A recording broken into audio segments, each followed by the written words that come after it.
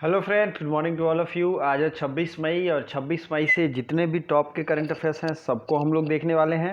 साथ ही साथ मैप की भी रिवीजन करेंगे। और आज मैंने 3 मैप इंक्लूड किया है, जिसमें 2 इंडिया के मैप हैं और एक वर्ल्ड मैप है। दोनों को हम लोग अच्छे से पढ़ेंगे, अच्छे से रिवीजन करेंगे। जो एग्ज़ाम में क्वेश्चन आते हैं उसको ही पढ़ेंगे, वही फैक्ट रिवीजन करेंगे। दोस्तों, अगर आपको इसकी पीडीएफ चाहिए तो डिस्क्रिप्शन में लिंक दिया गया है, वहाँ से आप जो है टेलीग्राम ज्वाइन कर लीजिए। वहाँ सारे पीडीएफ इजीली आपको मिल जाएंगे।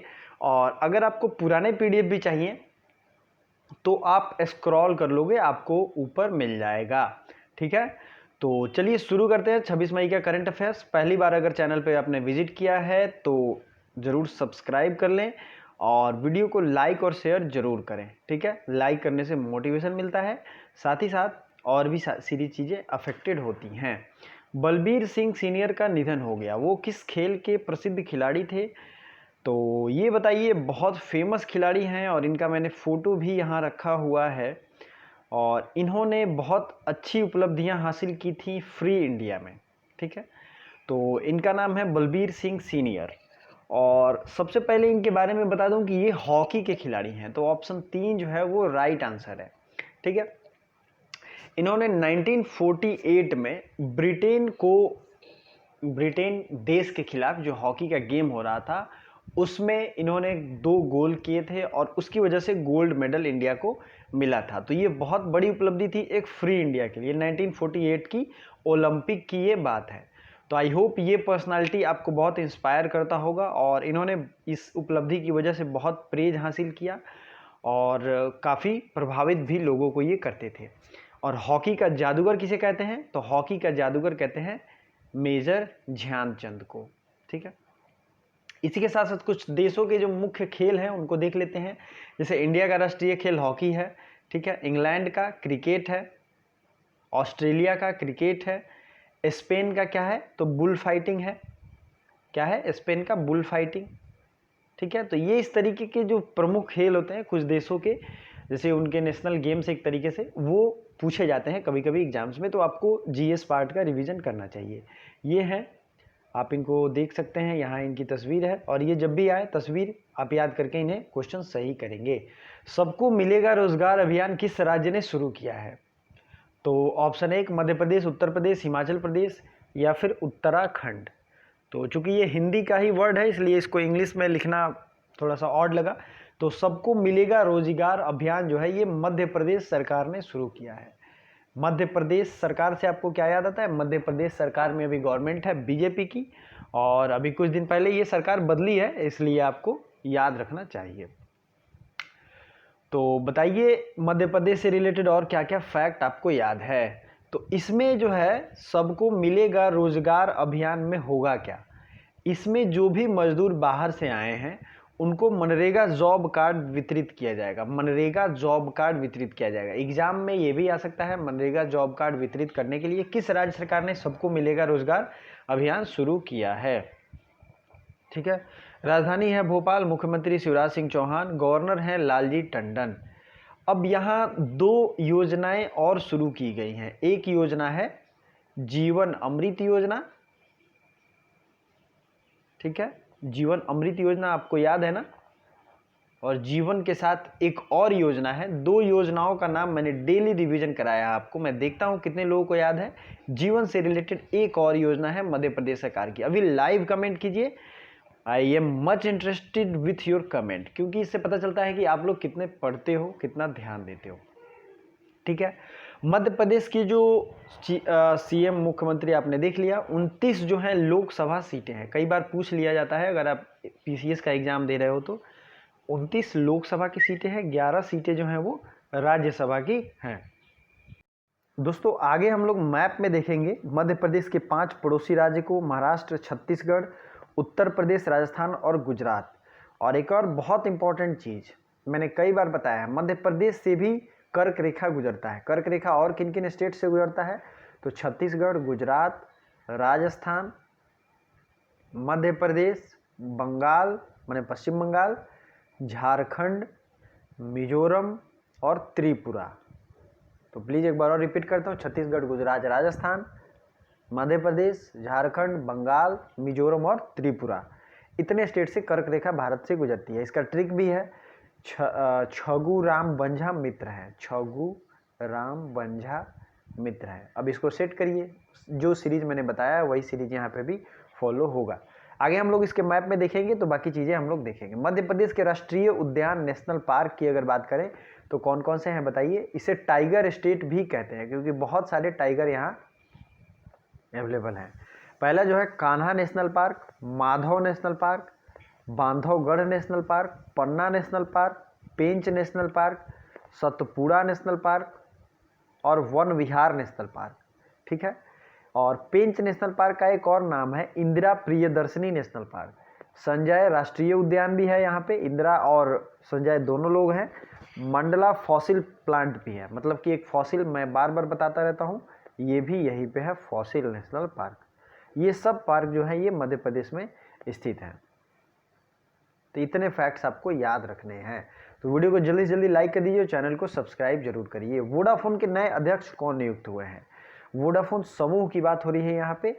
तो ऑप्शन देखिए, नीरज व्यास, दीपक मित्तल, पीयूष श्रीवास्तव, जिंग फ्रेंकोइस वॉन बॉक्समेकर। ये थोड़ा नाम भी वोडाफोन टाइप है क्योंकि वोडाफोन एक विदेशी कंपनी है। तो ये जो दिख रहे हैं आपको जिन फ्रेंकोइस वॉन बॉक्समेकर, ये वोडाफोन समूह के नए प्रेसिडेंट बन गए हैं, new president of Vodafone group. Next है वोडाफोन से आपको क्या याद रखना है। वोडाफोन की स्थापना हुई थी 1991 में। कब हुई थी? 1991 में। इसका हेड क्वार्टर है लंदन में। मैंने बताया था कि ये विदेशी कंपनी है। सीईओ अगर आप याद रख सकते हैं तो लिख लें, निक रिड। निक रिड ये इसके सीईओ हैं। नेक्स्ट जो फैक्ट इसमें आपको ध्यान रखना है, अगले क्वेश्चन की तरफ हम लोग बढ़ेंगे। World thyroid day, world thyroid day कब मनाया गया? 20 मई, 23 मई, 25 मई या फिर 31 मई? तो देखिए राइट आंसर इसका क्या है। इसका राइट आंसर है 25 मई को थायराइड डे मनाया गया। इसका थीम भी आपको ध्यान रखना है, thyroid issues mother and baby, ये इसका थीम है। मतलब मदर एंड बेबी से रिलेटेड ये थीम इस बार का दिखा गया है। अब थायराइड होता क्या है? थायराइड ग्लैंड जो है वो गले में होता है, आपको ये तो पता होगा।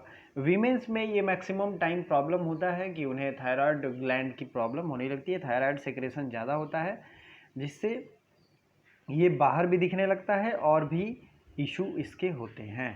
ठीक है, तो thyroid issues mother and baby इसका थीम है। नेक्स्ट जो है, मई महीने के जितने भी इम्पोर्टेंट डेज हैं सबको हम लोग डिस्कस करने वाले हैं और सबको अभी डिस्कस करेंगे। 1 मई को मजदूर दिवस मनाया गया, अंतर्राष्ट्रीय मजदूर दिवस ILO मनाता है, मतलब इंटरनेशनल लेबर ऑर्गेनाइजेशन। इसका हेडक्वार्टर है जेनेवा, स्विट्जरलैंड में।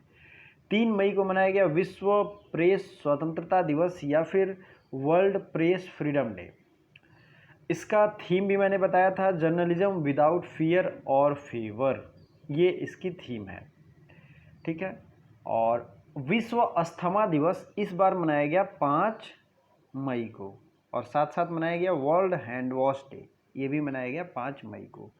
8 मई को क्या मनाया गया? तो 8 मई को 2 स्पेशल डे हैं, थैलेसीमिया डे और रेड क्रॉस डे। मैंने ट्रिक बताया था कि थैलेसीमिया में ब्लड की कमी हो जाती है और रेड क्रॉस में ब्लड बैंक होता है, इसकी वजह से थैलेसीमिया और रेड क्रॉस दोनों 8 मई को मनाए गए। ठीक है, 11 मई को टेक्नोलॉजी डे है और 10 मई का जो भी दिन है आपको कमेंट बॉक्स में कमेंट करना है। 12 मई को अंतर्राष्ट्रीय नर्स दिवस मनाया गया है और इंटरनेशनल नर्सेज डे, इसकी थीम थी nursing the world to health, nursing the world to health, ये इसकी थीम थी। 16 मई को सिक्किम राज्य की स्थापना दिवस मनाई गई है। इसी तरीके से 30 मई को गोवा राज्य की स्थापना दिवस मनाई जाती है। ठीक है, 17 और 18 मई दोनों इंपॉर्टेंट है, तो 18 मई को मनाते हैं वर्ल्ड म्यूजियम डे। ठीक है, म्यूजियम डे मनाते हैं 18 मई को। 17 मई को आपको कमेंट करना है, क्योंकि ये मैं आपको होमवर्क इसलिए देता हूँ कि आपको ये याद रहे। 20 मई को मनाया जाता है मधुमक्खी दिवस। ठीक है, और साथ ही साथ मधुमक्खी के दिवस के साथ साथ मनाया जाता है मेजरमेंट डे या फिर माप विज्ञान दिवस, और इसका थीम क्या था? Measurements for global trade. किसका थीम? तो माप विज्ञान का थीम जो था ये था मेजरमेंट्स फॉर ग्लोबल ट्रेड। 23 मई को विश्व कछुआ दिवस मनाते हैं, 25 मई को थायराइड दिवस मनाते हैं, 29 मई को एवरेस्ट दिवस मनाते हैं, और 30 तो मैं पहले ही बता चुका हूँ, 31 मई को तंबाकू निषेध दिवस मनाते हैं। 10 मई और 17 मई को जो भी डे है आपको कमेंट बॉक्स में कमेंट करना है। बहुत लोगों ने सेलिब्रेट भी किया होगा। वीडियो को लाइक जरूर करें दोस्तों, और चैनल पर पहली बार है तो सब्सक्राइब करना ना भूलें। वर्ल्ड बैंक ने किस भारतीय अर्थशास्त्री को साउथ एशिया में जलवायु परिवर्तन और आपदा प्रबंधक नियुक्त किया है? तो ये मैनेजर बने हैं साउथ एशिया फील्ड के, और इनका नाम है आभास झा। चूँकि ये न्यूज़ वर्ल्ड बैंक से रिलेटेड है तो बहुत ही इंपॉर्टेंट हो जाती है। और आभास झा को क्लाइमेट चेंज एंड जो डिजास्टर मैनेजर के रूप में नियुक्त किया गया है आभास झा को। संगीता रेड्डी से आपको क्या याद आता है? ये फिक्की की पहली महिला चेयरमैन है। अमिताभ कांत ये नीति आयोग के CEO हैं। ठीक है। वर्ल्ड बैंक की स्थापना कब हुई थी? तो ये हुई थी 1944 में। इसके MD और CEO कौन है? तो ये हैं अंशुला कांत। ठीक है दोस्तों। अध्यक्ष हैं डेविड मलपास। ठीक है, डेविड मलपास अध्यक्ष, मतलब president, MD and CEO Anshula Kant. Washington DC में इसका हेडक्वार्टर है। ये आपको याद रखना चाहिए। फिक्की लेडीज़ ऑर्गेनाइजेशन के राष्ट्रीय अध्यक्ष कौन नियुक्त हुए हैं?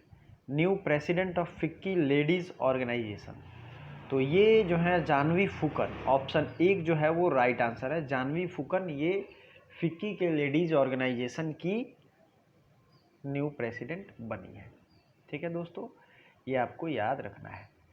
तो फिक्की क्या है और क्यों ये न्यूज़ में भी रहता है बार बार, और ये बहुत पुराना इंडिया का ऑर्गेनाइजेशन है। ठीक है, इस ऑर्गेनाइजेशन से बहुत तरीके के सवाल पूछे जाते हैं। सबसे पहले सवाल तो ये पूछे जाते हैं इसकी स्थापना कब हुई थी। तो ये गैर सरकारी और गैर लाभार्थी, मतलब NGO है, नॉन प्रॉफिट ऑर्गेनाइजेशन भी है। इसका फुल फॉर्म बहुत बार पूछा जाता है, federation of Indian chambers of commerce and industries. बहुत ज़्यादा इजी है, आपको बहुत ज़्यादा परेशान नहीं होना। Federation of Indian chambers of commerce and industry. ठीक है, इसकी स्थापना हुई थी 1927 में। प्लीज़ नोट इट डाउन, 1927 में स्थापना हुई थी। हेड क्वार्टर है दिल्ली में। मैं बहुत स्लो इसीलिए बोलता हूँ ताकि आप लोग नोट कर पाएँ। इसकी जो हेड क्वार्टर है वो है नई दिल्ली में। संस्थापक थे घनश्याम दास बिरला। कौन थे? घनश्याम दास बिरला। बिरला फाउंडेशन जानते हैं, बेनी के नाम से चलता है। ठीक है, तो ये आपको याद रखना है। कौन सा राज्य, अब हम मैप वाला क्वेश्चन शुरू होगा, कौन सा राज्य टिड्डियों के हमले से सबसे ज़्यादा प्रभावित हुआ है? तो टिड्डियों का हमला पहले पाकिस्तान में हुआ था, तो जो भी राज्य पाकिस्तान बॉर्डर से लग रहे हैं उन पे ही ये टिड्डियों का हमला हुआ है।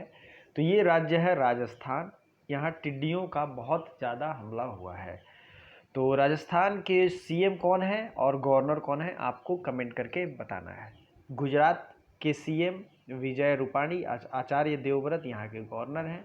जम्मू एंड कश्मीर लद्दाख के बारे में कई बार मैंने फैक्ट बताए हैं।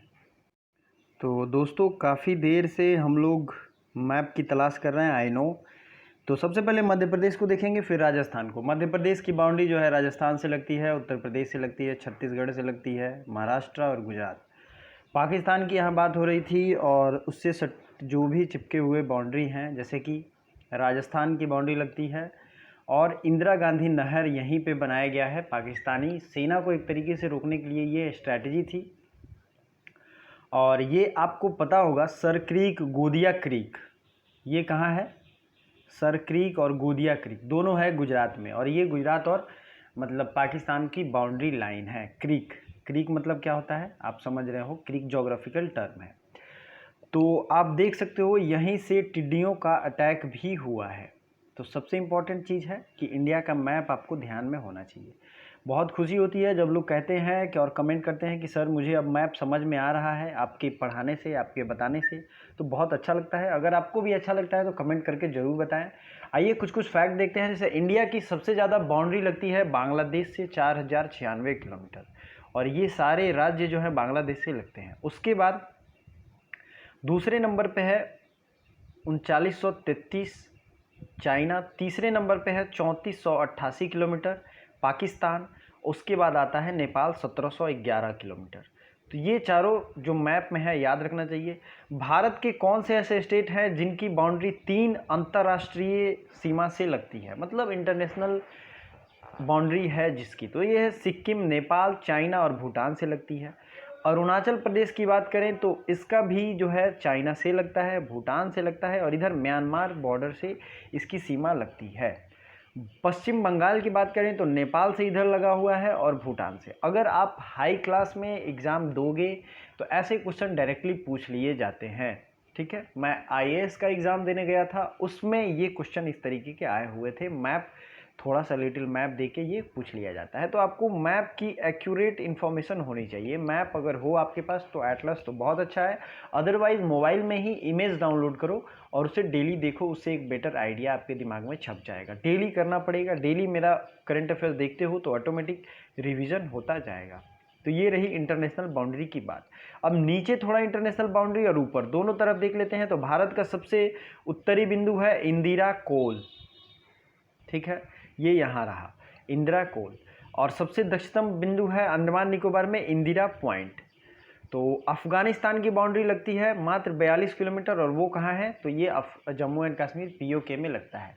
पाकिस्तान तो आपने देख ही लिया। और श्रीलंका, एक मैरीटाइम बाउंड्री की बात की जाए तो यहाँ पे श्रीलंका जो है पाक की खाड़ी और बे ऑफ मन्नार, दो खाड़ियों से अलग होता है श्रीलंका, जो कि तमिलनाडु से रामेश्वरम सेतु, जो कि कहा जाता है पौराणिक कथाओं के अनुसार राम के द्वारा बनवाया हुआ था। ठीक है, तो ये चीज़ें जो हैं इंडिया की बाउंड्री है, आपको याद होना चाहिए। फिर बात करते हैं कोरोमंडल तट और नॉर्दर्न सरकार तट। तो ये है आपका मालाबार तट, ये है कोरोमंडल तट, ये है नॉर्दर्न सरकार और ये है कोंकण तट। तट के बारे में आपको पता होना चाहिए, कौन से तट कहाँ से हैं। ये पूरा इलाका जो है ये है वेस्टर्न घाट। ठीक है, तो आई होप आपको ये बहुत अच्छा लग रहा होगा और आपको बहुत ज़्यादा बेनिफिट भी मिल रहा होगा। तो अब कुछ रिवर सिस्टम की हम बात करेंगे। ठीक है, कौन सी नदी कहाँ से निकलती है, क्या क्या इम्पोर्टेंस है, आपको यहाँ पे मैंने पूरा नदियों का सिस्टम रखा है। तो जल्दी में देखेंगे हम लोग क्योंकि टाइम कम रहता है। सतलज नदी जो है, सतलज, झेलम, रावी, व्यास और चेनाब, ये सब सिंधु की सहायक नदी हैं और इसे मैंने अपने ज्योग्राफी सेक्शन में मैप पे भी पढ़ाया है और डिटेल लिख कर भी बोर्ड पे पढ़ाया है। 3 वीडियो हैं, अगर आप तीनों देख लेते हो तो नदी के बारे में सारे कॉन्सेप्ट क्लियर हो जाएंगे।